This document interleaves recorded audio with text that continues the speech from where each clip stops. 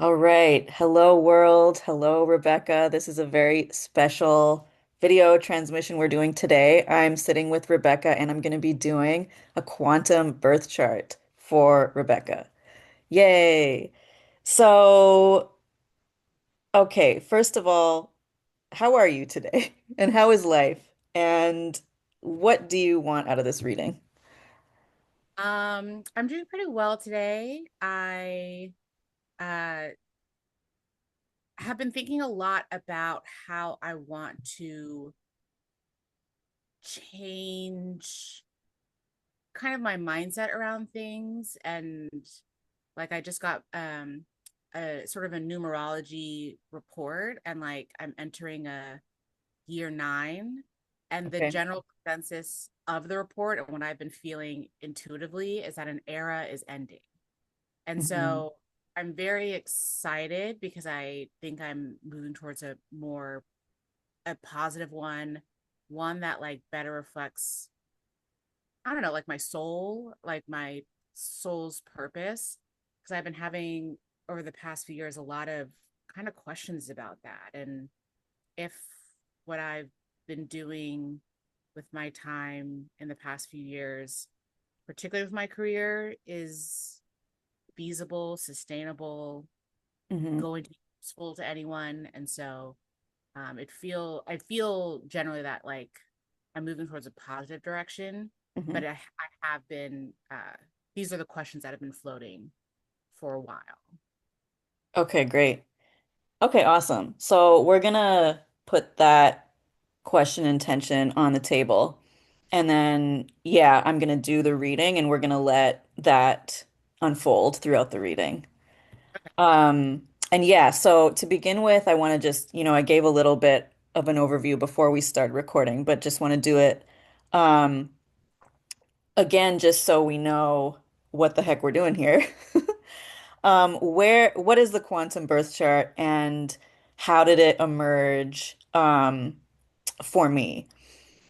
So I have been a practicing astrologer since 2010, and I was trained in sort of Western astrology, tropical astrology, and that's what I practiced. And I read birth chart readings for that 15-year period, and that's where we first connected.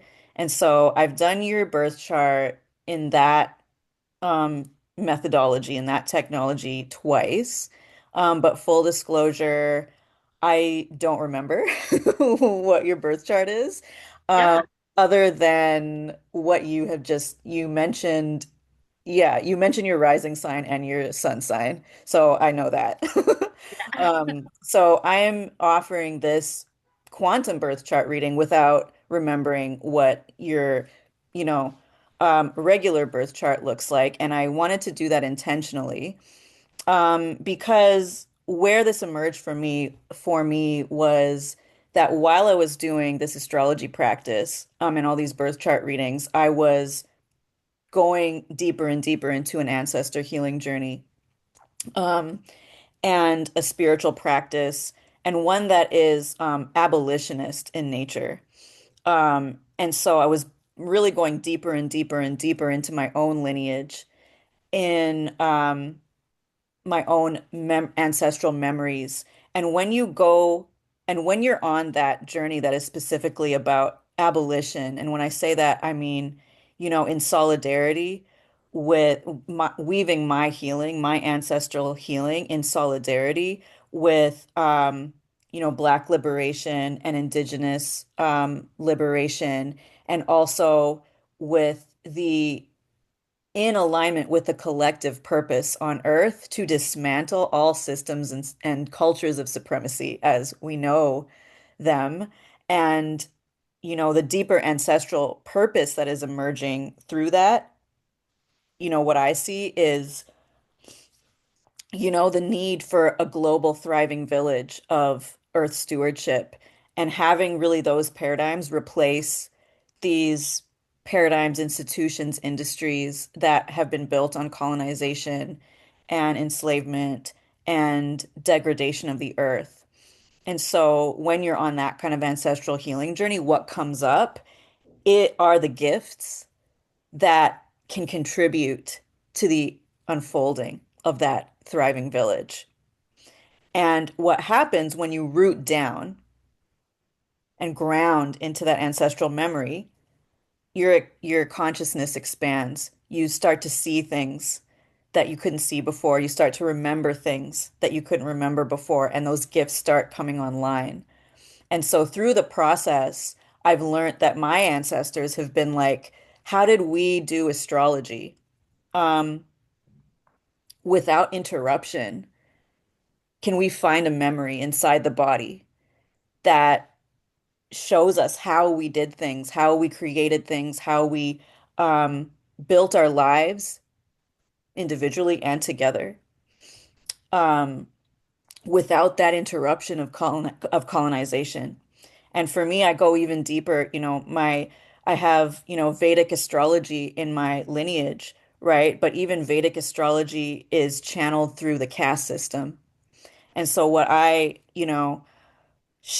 learned from the quantum birth chart is a type of astrology that goes even deeper than that.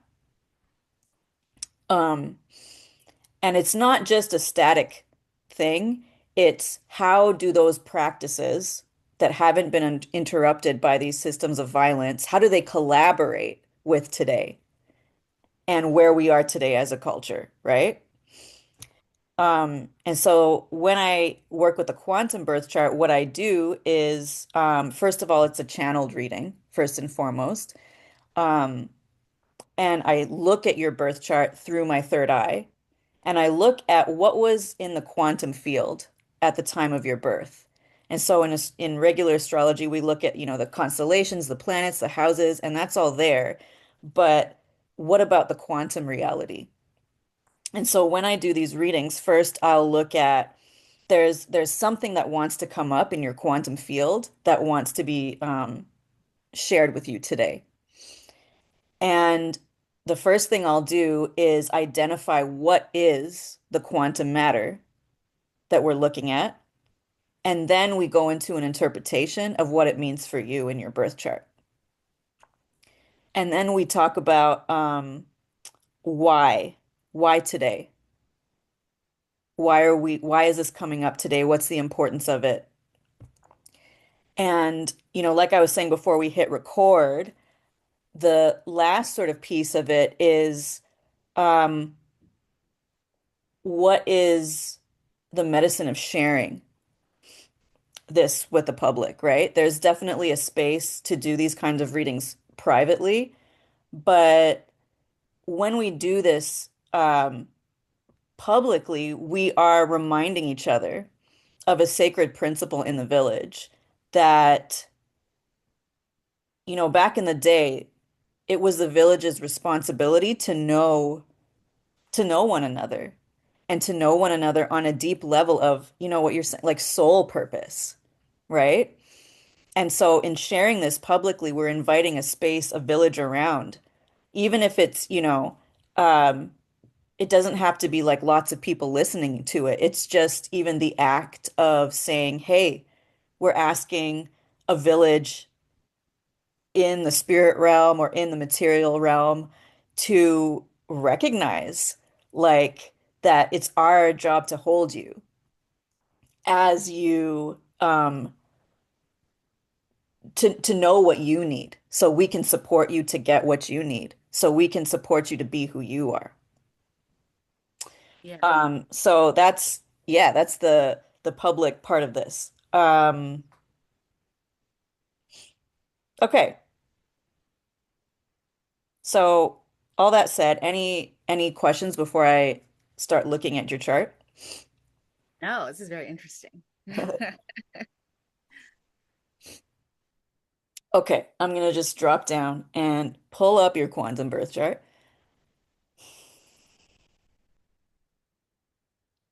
and just take a minute to look at what I'm seeing.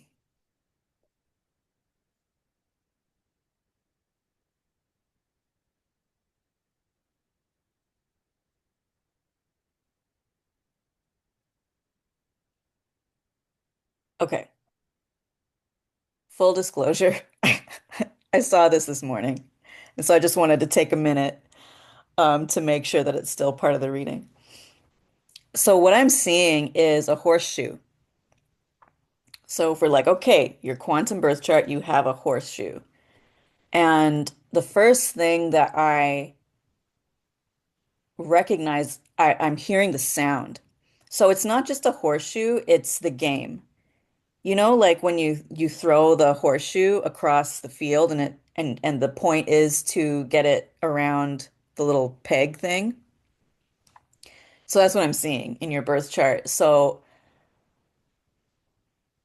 there's a person sitting at the bottom of the chart, which we would call the fourth house, the IC. And they're throwing the horseshoe in a few different places. There's definitely one peg at the top of the birth chart, which is the 10th house, career, legacy, public persona. There's one in the 8th house of intimacy. There's one in the 5th house.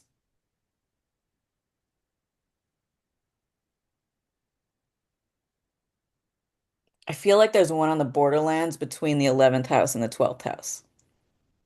Okay, so what does this mean? What are we looking at here?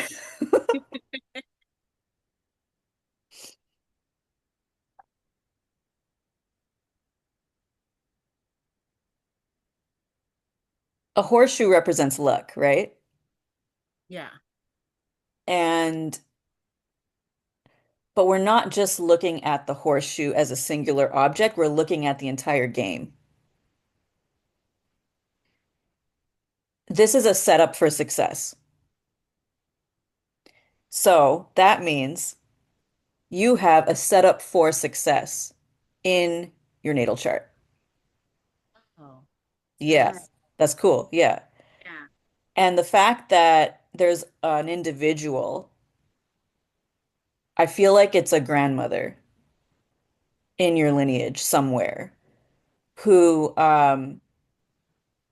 some of your most powerful gifts and blessings come from, like the part of you that shines. And that's really my definition of success here because, we can have so many different definitions of success, but success is like your shine, right? Um, what you do best. And it's a gift that you don't have to earn. That's what luck is, I feel, right? Especially when it comes from the fourth house, which is the house of ancestry, right? That's why I'm saying it feels like a grandmother in your lineage. Um, Fourth house, very much about the moon, maternal kind of caregiving. It's a gift that has been passed down and passed down and passed down and very, very, very strongly protected. Like it was,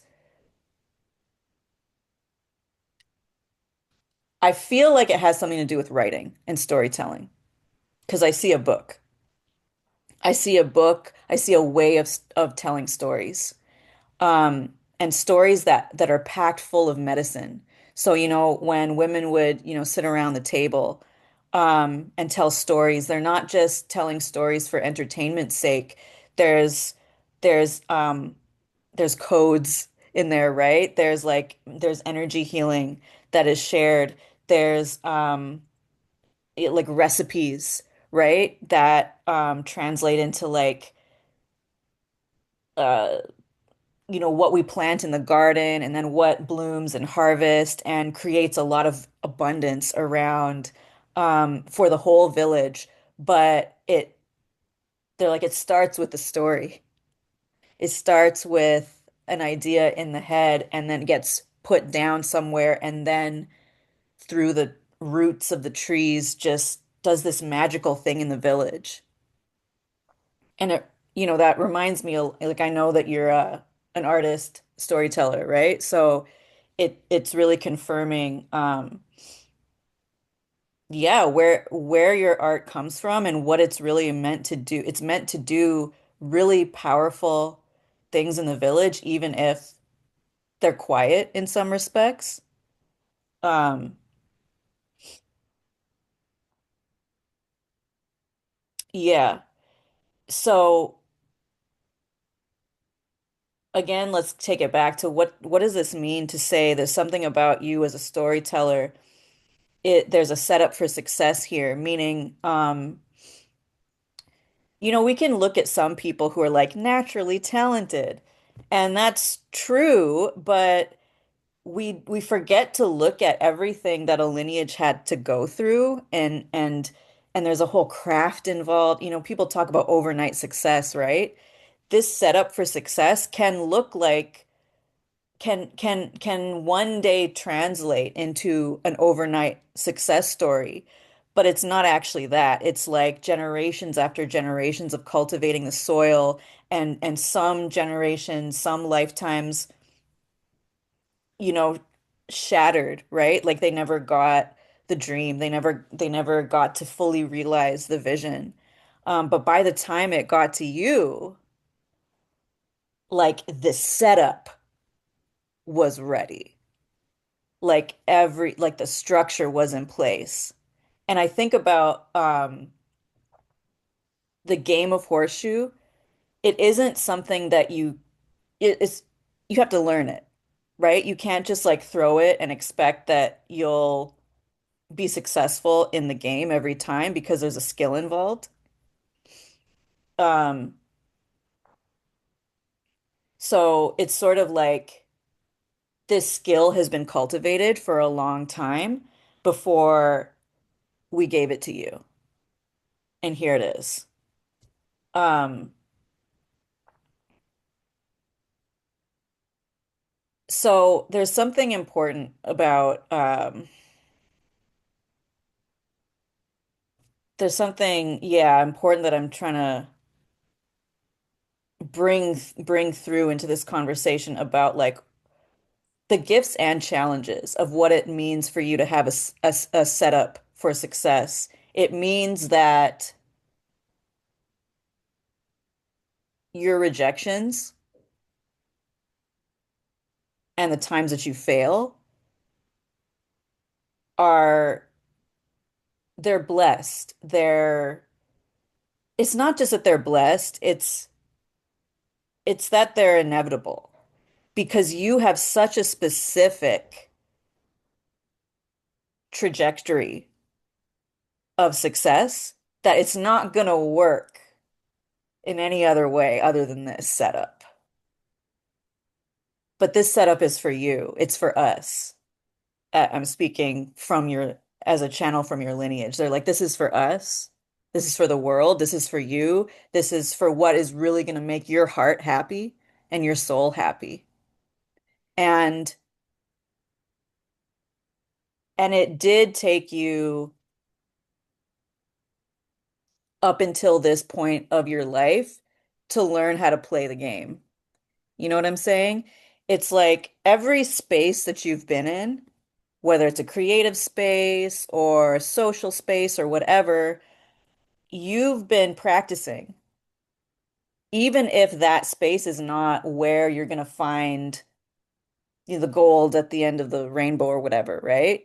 But you're practicing like, how do I really throw that horseshoe around the peg? Because the other thing about the game is that it's active, is that you could have this gift for your entire life, but you could just sit at home and just have it. And so there's like an element of like, if you want the success, you got to play. So there's Yeah. something here around like, and this is a message, I think for a lot of people, including myself, it's like your medicine must be shared. You have to activate. Like if you just keep it to yourself, which you could with this kind of configuration, you could keep it to yourself. But if you did, the weight of it, like I think about the horseshoe has a weight to it, right? It just keeps getting bigger and bigger and bigger and bigger and bigger, and the weight of it would just like push you down. So there is an element of like needing to find a way to play on your terms. And going back to what I said about like the rejections and failures, it's like you you have a way. Your ancestors have a way of telling stories. And if you're in an environment that doesn't support your way, it's just not going to work. It's just like we don't know how to do this any other way. The way we do it is designed to bring you every miracle and more in this lifetime, in these times. This isn't a, oh, I've been born before my time or whatever. This is for now. But it is still, it's a big challenge. And so I think, you're moving into this, cycle of closing chapters, right? I feel like this is confirming that um you're the moving from one chapter to the next is really closing down all the things that didn't work before and moving fully into this grid, this setup that once you really find your groove in it, it's not going to be hard to maintain. It's going to be something that clicks and you're just like, oh, this is so easy. I just get to be myself. And then, wow, miracles. But it's been such a rigorous journey to get to this point. And you're right on time, especially going into this like period of 9, right? I would really approach, yeah, I would really approach the next year as like with that wider perspective of like I'm moving from one grid to another. And yeah, really finding your way. And I feel like what I'm getting is that it's just about learning how to sit here and feel that energy of, oh, when I feel at home like this, it's easeful. Relationships, work, art, career, all of that. If you haven't felt that yet, it is because we're in that transition, right? And I will bring it back to like, because I've been talking a lot about healing from the impact that like arts industries, Hollywood, like all these kinds of things have had on us, right? It's like we were given an idea of what it means to be a successful artist and that this is the only way to do it. We have to go through Hollywood, we have to play their game, we have to, um ultimately enter their energetic grid, which is nasty if you look at it energetically. And so this whole movement, that I've been sharing on my channel around, we don't work for the industry, we work for the planet. To build an ecosystem around that is really what, people like you and me really need. And it's a confirmation that like, yeah, believe in it. We do have the power to co-create that. And that is where our wildest dreams are already laid out. So let me see.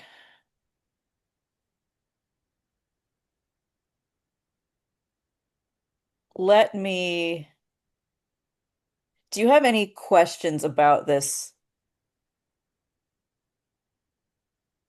like the quantum matter that we're looking at, this like setup for success? And well, before I ask you that question, let me just say one more thing because I know I noted that the rings, lower my And hand. When you sit in the fourth house, you throw one to your career, you throw one to the eighth house, and one on the borderlands between the 11th and 12th house. I think there's something here about trust. Trust yourself in your career. Trust yourself in your intimate relationships. That's the eighth house. Because when you are in a relationship, say intimacy, that is out of alignment with this setup of success, it'll tell you. Yeah. Yeah. Um, so it's like, yeah, just, keep going, learn from the experience, learn what it taught you about yourself, and let it inspire you to find the right relationships. And same with career. Like, you have a setup for success for your career. And don't let anyone tell you that it's not possible because Hollywood says this or that. And then if we look at it's right on the borderland, the border of the 11th and 12th house, which means I think there's like a bullseye around when you find community that is aligned with your spiritual values. That's your Yeah, when you can find community that really values healing to the extent that you do, that's where you'll find the success. Yeah. So let me ask you if any questions are coming up about like what we're talking about in any realm. I think it's just so interesting that you don't remember my chart in terms of, the chart itself Mhm. when you put all the numbers and do all the calculations, Yeah. but the way you're speaking about it is so on point that it's like Okay. comical. Yeah. Yeah. It's like, I'm so Did I like uh, say the exact same thing when I actually did your other reading? you some similarities, and Okay. then what you're speaking to now is stuff that is also recently been what I've been like what's been happening between the last time you did a reading, which I think was maybe 2021, maybe even 2022. So between that time is kind of what you're speaking to now also, which is like, Okay. so Hmm. I don't really have any questions yet. I just like want to continue hearing more. Okay. Okay. So the next two questions that we'll look at, why is this showing up now? We kind of are getting into that, but let's get into it more. And how does this reading contribute to moving forward the village as a whole? So let's go back to, okay, why is this showing up now?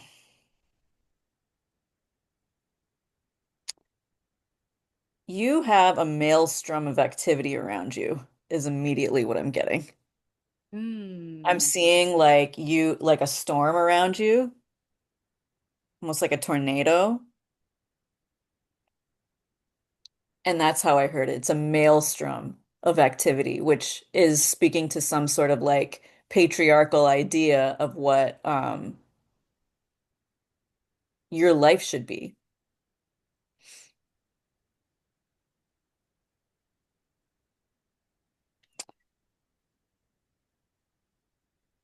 And so what this reading is offering today.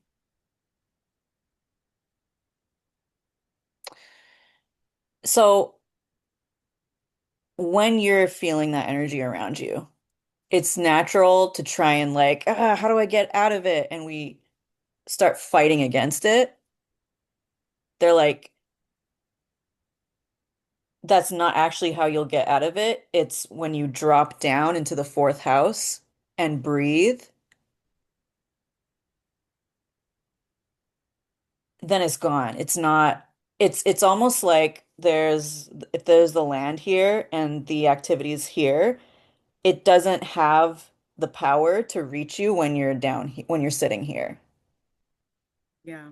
Um, and so there's some self-discipline that helps here, right? Because if you can sort of develop some personal protocols or, you know, a system of evaluation for yourself when you're like, oh, I'm noticing that I'm in an emotional, psychological, or spiritual, or even relational environment that is just throwing me around in circles.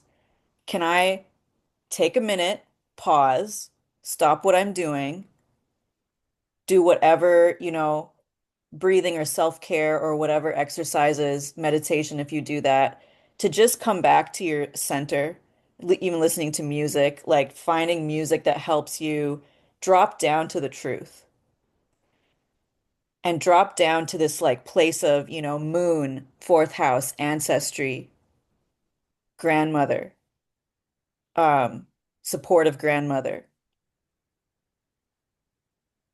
Because it's like it can't touch you here. And this is where you will be able, and I'm seeing this for myself too, and in the collective, this moment in time is really about like one step at a time. And just take one small good step every day in the right direction. And the miracles we want in our lives are going to unfold from there. It really is about placing and positioning yourself in the right daily environment. Um, and I think some of it is, rooted in a psychological healing, right? Because this maelstrom has told you and me and all of us for so long that there is only one way to do this. And it's very tech bro-y. You Mm. know, it's like, oh, good luck with that kind of energy when they see different kinds of business models, right? Um that come from femininity, that come from, what we learned and passed around the kitchen table, that what we learned from working in the garden, right? Like practices that are rooted in the feminine like that are very looked down on. And it's easy to try and like want to prove yourself to them or want to say, well, let me show you that I can succeed and then but it's just a dead end. There's just a bunch of traps that lead to dead ends in this place. And if you recognize that, oh, this is actually just a whirlpool, like spinning me around, oh yeah, I definitely don't want to interact with that. I have that sometimes where I'm like, oh, I need to stand up for myself or whatever. But then when I see the truth of what's actually happening spiritually, it's like, oh, never mind. Yeah. Um, so there's something here about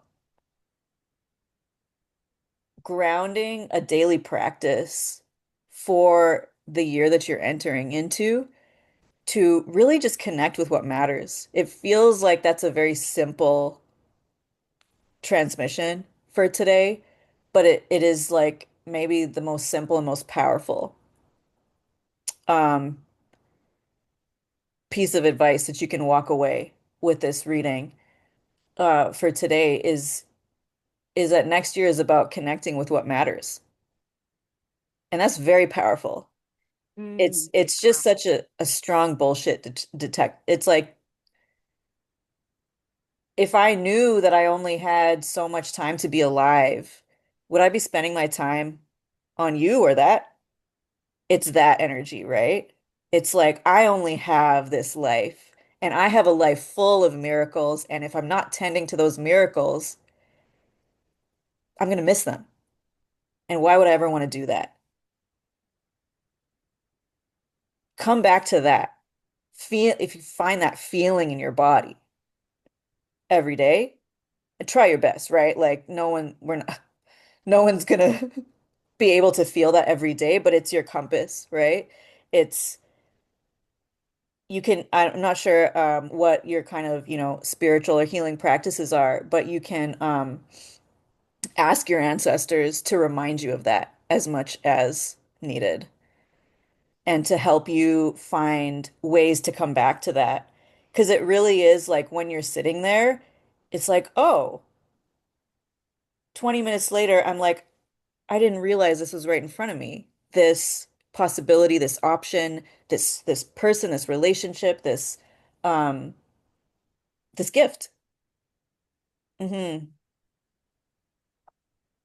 Because you're in this transitional phase of wrapping things up in a 9 year, it's not necessarily the go, go, go year. It really is a year of apprenticeship of like, okay, I have learned a lot of skills. I've gained a lot of knowledge, wisdom.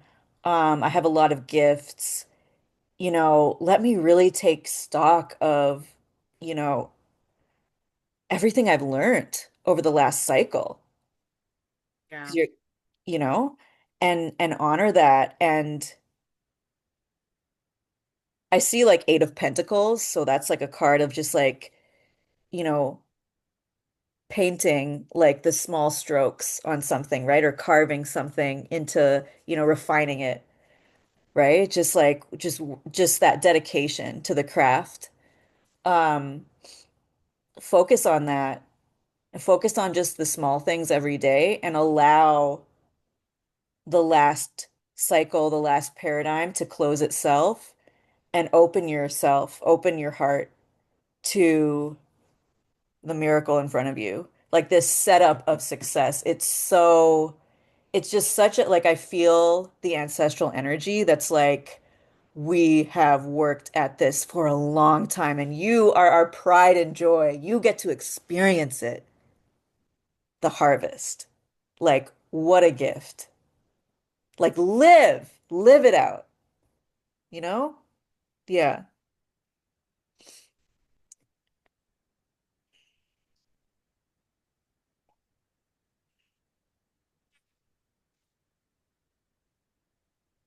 Too. Um, I think it's when I'm caught up in that whirlpool Hmm. is when I forget that. Yeah. Yeah. And then I move like towards despair. But what you're saying, Mm. there's still a part of me that feels that so strongly. So sometimes I'm just like, why won't you all listen to me? Like, Yeah. we're sitting on a gold mine, like Mm.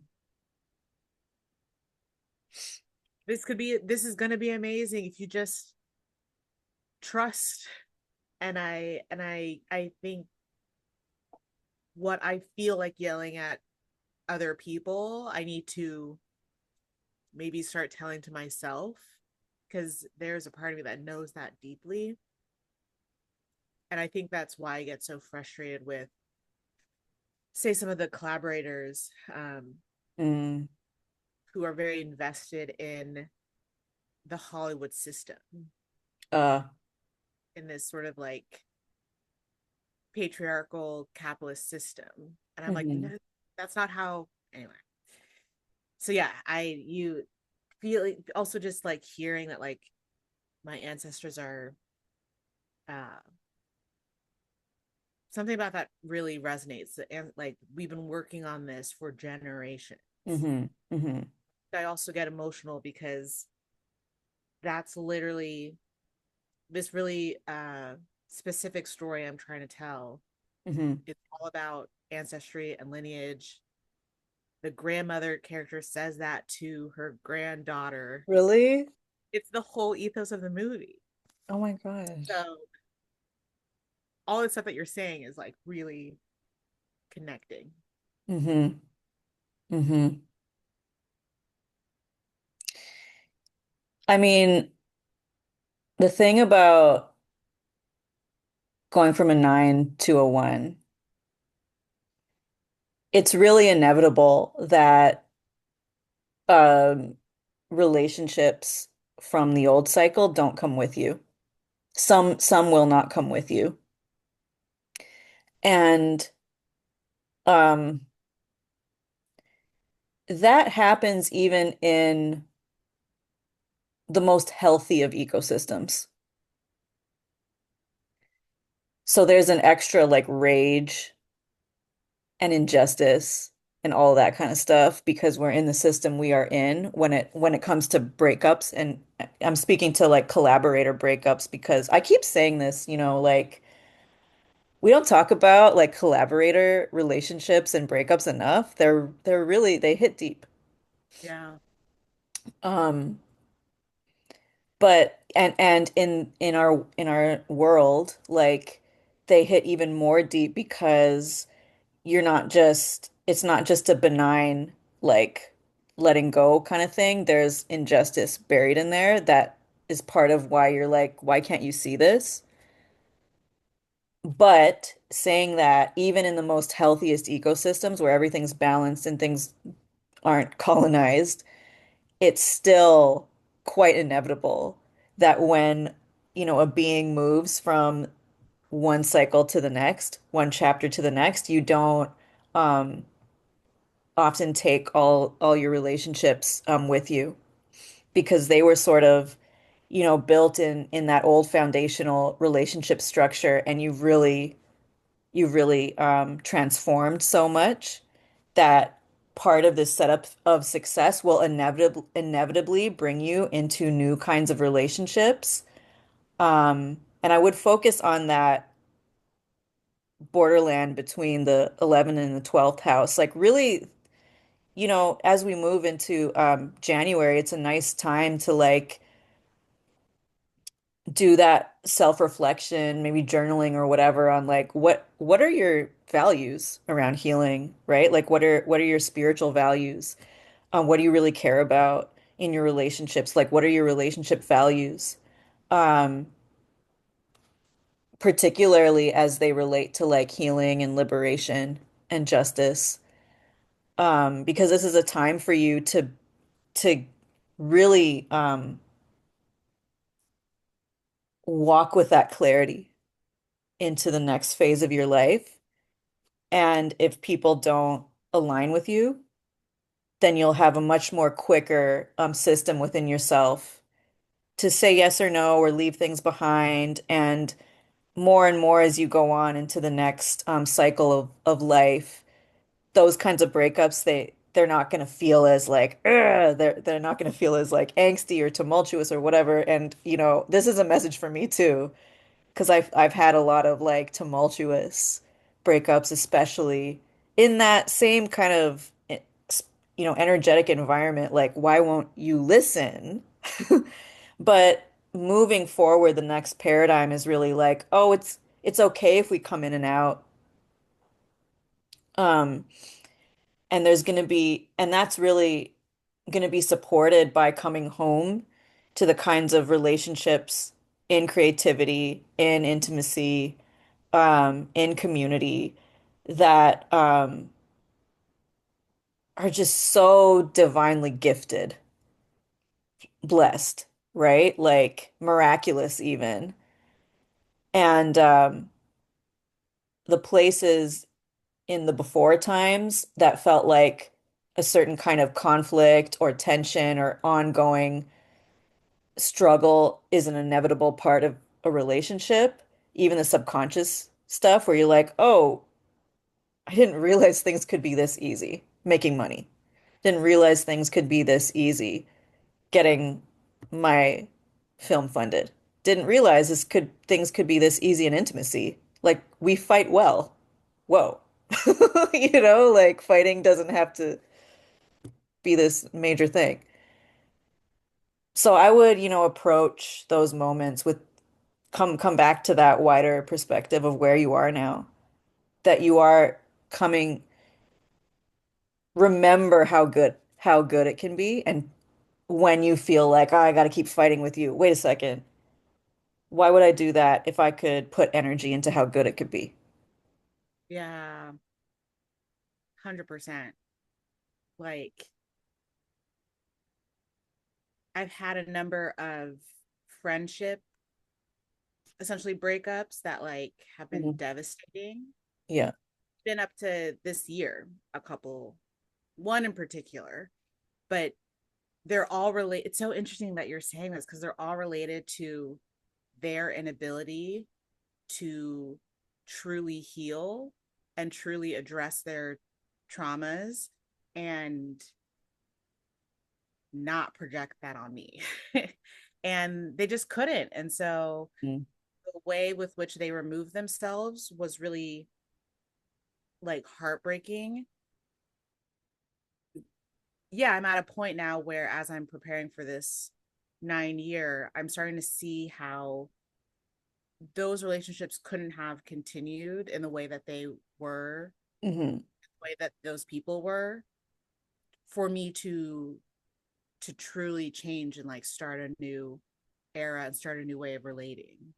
Yeah. Uh, I've also been doing this like course on relationships and like, Oh, yeah, like calling in. It's a book, but every day there's a lesson and a journaling experience. And so, yeah, I've started that process of like, no, what do I okay. actually value? What do I need in relationship? I'm seeing the ways that like a lot of those past relationships were just operating off of dysfunctional family patterns that I was Yeah. used to. And so I was like kind of recreating them or finding myself in those same cycles. And so, yeah, all of this is resonating, is basically my point. Yeah. Yeah. Oh, and that point I think leads to the last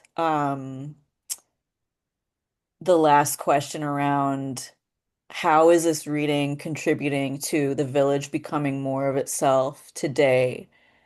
I think there's a message for the collective here around, okay, the choice, right? Because there's a choice that we have to make, each of us in our own way. Do we keep functioning in the old operating system, or do we self-determine Mm. our healing, what we want for our relationships, our career, our art, all of that?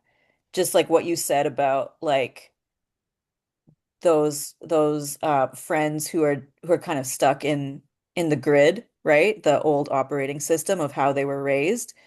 And I think the collective message is about like we're still seeing people and I'm not talking about your friends here. I'm talking about like even on a political level, on a big social level, we're seeing people still benefit so much, get so much success from that old operating system. I'm even like tech bros are coming up again.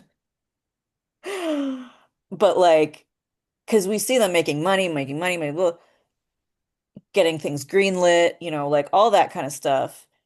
And I think the message is like, at the end of the day, that's the illusion, and that's in a state of collapse. And at some point, everyone is going to have to reckon with their own self-determination. Everyone is going to have to, like, at some point, that operating system is going to collapse on every single person. And it doesn't have to be this massively terrible global event because if as many people on this planet who are so dedicated to self-determination, to abolitionist ancestor healing, um, to our integrity in what we really want to self-determine in our relationships for ourselves and our planet, who are really dedicated to like, yeah, I don't want my success to be, you know, at the expense of our planet, at the expense of our young people, right? You brought that up before, uh, Yeah. ex uh, of what we're passing down to them. That that wins at the end of the day. And so the message is like, just because some people can get away with it, they're not actually getting away with anything. So trust your choice in choosing something that might like, and I think it goes down to like even the small decisions we might make every day to be like, oh, but if I just did it that way, I could get a better paycheck. And the way I'm doing it, nobody is listening, no one's funding, like no one's like maybe I'm wrong, maybe I'm crazy, maybe I'm just like doing the wrong thing. Just trust your self-determination. Yeah. Mhm. Um, yeah,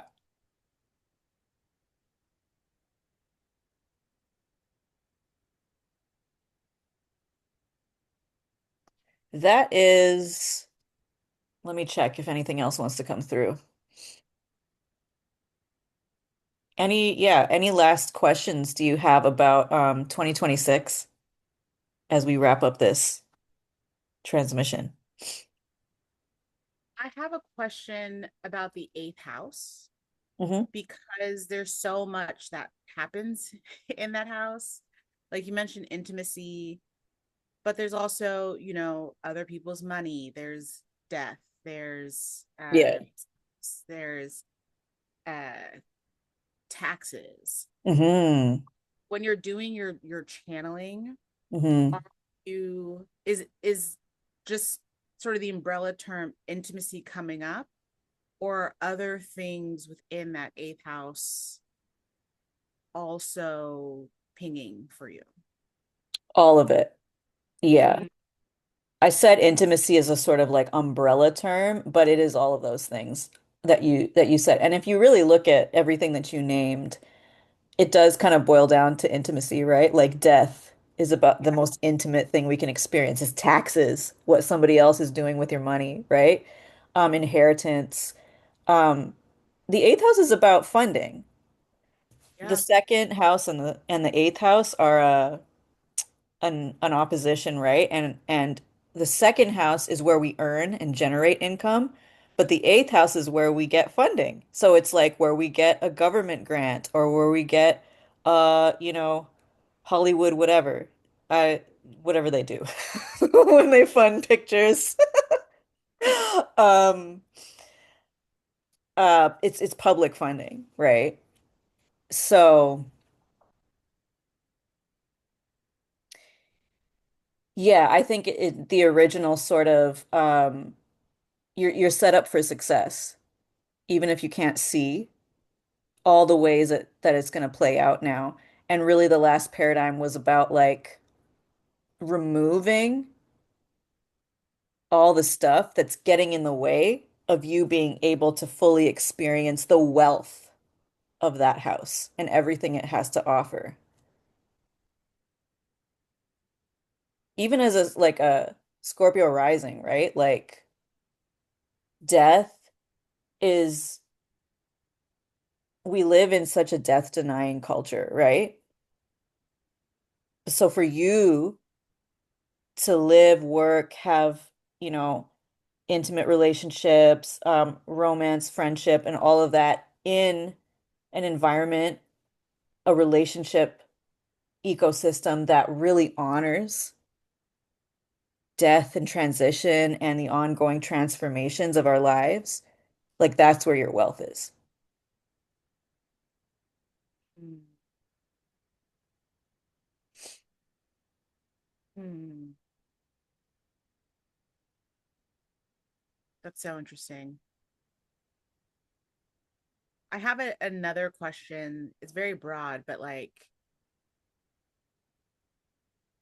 it feels very almost like I'm curious about like the car, like sometimes things just happen, right? But Mm. this I'm getting emotional. This person in particular feels very karmic. Um, it was my manager. Oh, She passed away oh, January of last year. So it's been almost 2 years now. And sometimes I get really angry or just really sad because she was someone who sort of like in real time, in real life, espoused some of these things that like my ancestors of like, this is really great. We're sitting on a gold mine and you have to keep going in this direction. I wouldn't be the artist and storyteller if it wasn't for her, and mhm. particularly when it comes to this story that I'm trying to tell.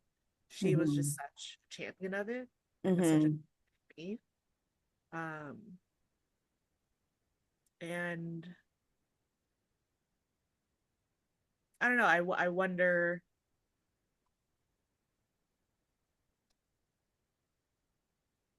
I wonder about like her death and like the unfairness of it all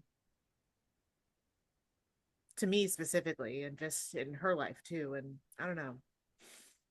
I wonder, is anything coming up? Think maybe that's why I asked about the eighth house. Um, Mm. because I wonder about that sometimes. It feels so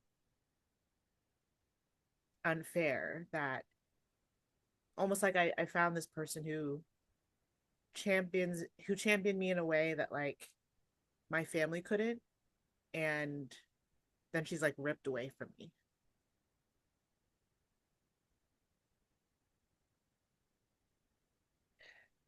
Mm.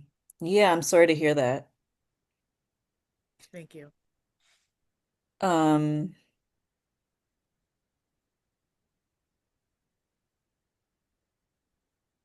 what I'm getting is that there's something here about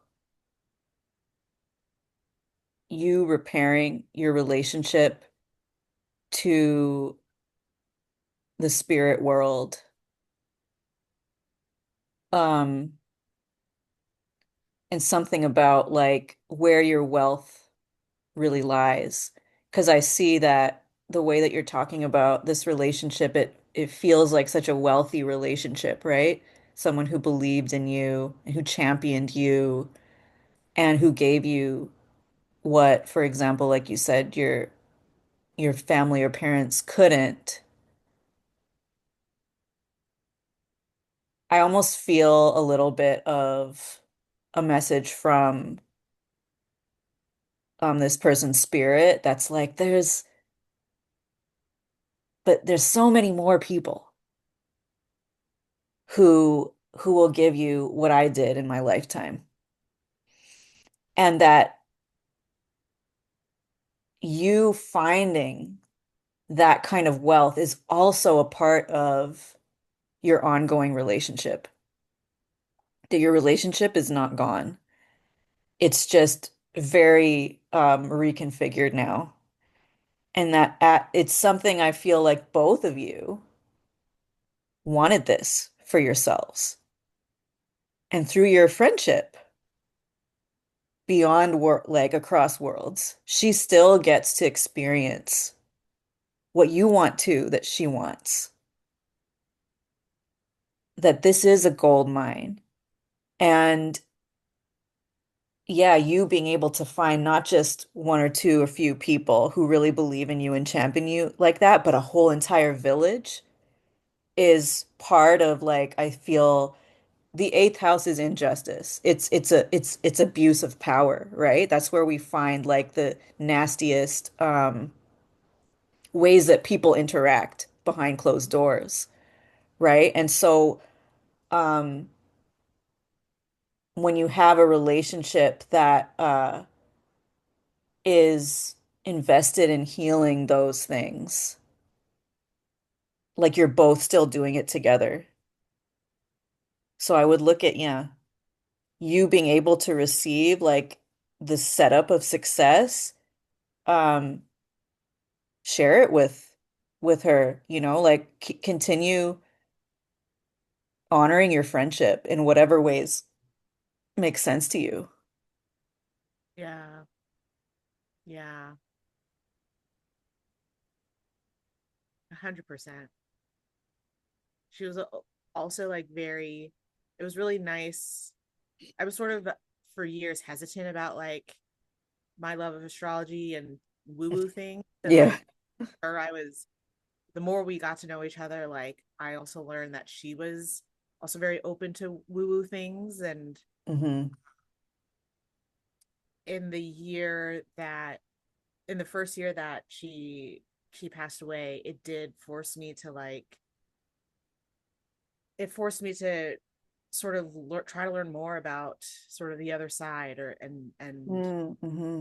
communicating with the other side and if they communicate back. And I ended up Mhm. getting a project that I pitched on that was about like this teen girl who forms a friendship with like two poltergeists, and was reading all these books about like, you know, how the other side communicates, and like all these different things that like also help heal some of the grief, or help me manage some of the grief that I had with her. Mhm. And I think remembering that like our relationship is not over Yeah. really. Yeah. It really, yeah. When we lose important people in our lives, it really so much of the time like catapults us into like an incredible like adventure of healing that yeah, I think for me too, like the the part that helps me not like lose myself in despair and grief is that remembering like we're still in relationship and our bond is not broken. Hmm. Yeah. Um, I'm gonna pull one card before I stop the recording. And so this is gonna be like a little small message to like wrap up the reading. Okay, great. Little takeaway.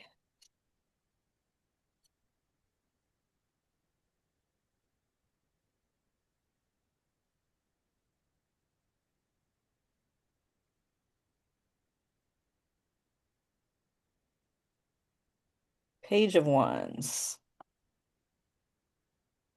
The Four of Pentacles on the bottom.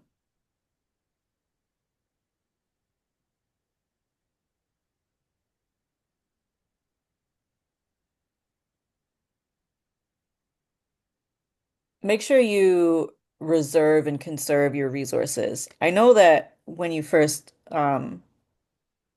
booked this reading, you said something about capacity. Um, yeah, this next year is really about making sure that whatever resources you spend out there, um, they're really, really what lights your heart, what is about a bigger vision you have for yourself and your life. Like this combination is like you're entering a year that's like a lot of it is an incubation, but there are little sprouts of like this connection, um, you know, this opportunity, this program, like whatever it is, make sure whatever you're saying yes to, because fire loves saying yes. The page is telling me that it's pull back a little bit. Don't spread yourself too thin. But whatever you do say yes to, make sure it's like 1,000% yes. And everything else you want to cultivate. It's a time for cultivation, incubation, tending to the resources you have. Yeah. Yeah, so we're gonna close this part of the reading and then we can chat a little bit after I stop record. Um, but yeah, I just want to thank all of our listeners in the future and in all the realms. And I'm gonna end with a little solidarity prayer that I like to end all my sessions with. In great thanks for all the ancestors who came through, for all our guides and guardians, and our greatest promises that spoke today, for ourselves and the global thriving village determined to remember itself. And in that spirit, I say thank you. My healing is your healing. Your healing is my healing. To the ends of the earth and beyond, until the endless of time, in solidarity, in friendship, from my heart to yours.